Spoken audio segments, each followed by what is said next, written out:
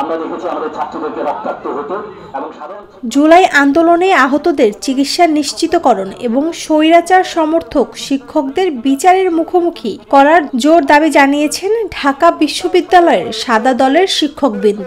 ঢাকা বিশ্ববিদ্যালয়ের কিছু শিক্ষক, সেই শিক্ষকরা গিয়ে তারা তাদেরকে ব্রাঞ্চ চেক দিয়েছে এফএসএস গভর্নমেন্টকে, আপনারা গুলি চালান।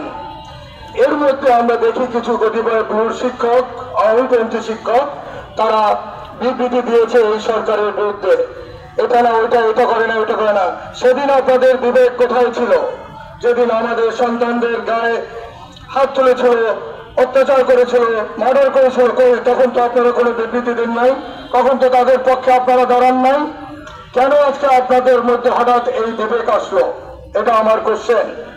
আমি যারা সহায়তা করেছে ঢাকা বিশ্ববিদ্যালয়ের এই শিক্ষকরা, পরিষ্কারভাবে তাদের বিচার দাবি করছি। আজ অপরাজয়ে বাংলার পাদদেশে আয়োজিত স্বৈরাচার সমর্থক শিক্ষকদের বিচারের দাবিতে আয়োজিত মানববন্ধনে বক্তৃতাকালে এসব কথা বলেন বক্তারা। এই সহযোগীদের মধ্যে যারা ঢাকা বিশ্ববিদ্যালয়ের শিক্ষক, কর্মকর্তা, কর্মচারী, শিক্ষার্থী রয়েছে, তাদের সর্বোচ্চ বিচার নিশ্চিত করা। এই বিচার যদি আমরা নিশ্চিত করতে না পারি, তাহলে গত এক বছরে বিশেষ করে জুলাই আন্দোলনে যারা শহীদ হয়েছে, যারা আহত হয়েছে, তাদের প্রতি আমরা অবিচার করছি। এ সময় বক্তারা বলেন, যেসব শিক্ষক দুর্নীতির অভিযোগে অভিযুক্ত তাদের বিরুদ্ধেও আইনানুগত ব্যবস্থা নেওয়া হোক।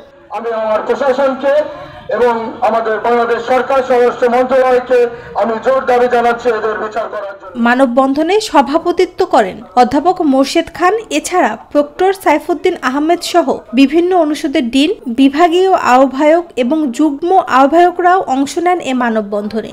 আমরা একসাথে কাজ করতে পারি, চলতে পারি।